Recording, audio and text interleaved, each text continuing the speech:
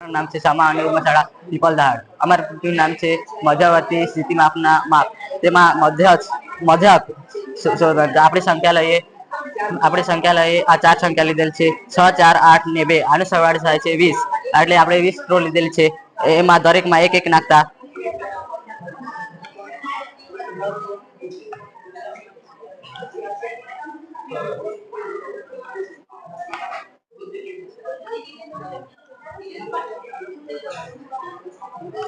હવે એક કપમાં સ્ટ્રો ગણતા 5 મળે। એટલે દરેકમાં 5 હશે એટલે 20 નું મધ્યક 5। હવે બહુલક માટે આપણી સંખ્યા લઈએ 2 7 4 6 6। હવે અહીંયા 2 એક વખત છે એટલે 2 માં 1, 7 એક વખત છે એટલે 7 માં 1, 4 એક વખત છે એટલે 4 માં 1, 6 2 વખત છે એટલે 6 માં 2। હવે આમાં સૌથી મોટી સંખ્યા 2 છે એટલે બહુલક 6। અહીં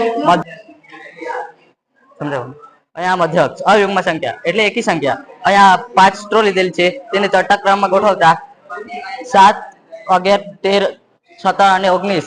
આમાં આ 2 અને આ 2 મધ્યમાં છે 13 તે મધ્યસ્થ। અહીંયા યુગ્મ સંખ્યા એટલે બેકી સંખ્યા। અહીંયા 6 સ્ટ્રો લીધેલ છે તેને ચડતા ક્રમમાં ગોઠવતા આ 2 અને આ 2 નો સરવાળો કરતા 18 સંખ્યા મળે। 18 ભાગ્યા 2 કરતા મધ્યક ન મળે।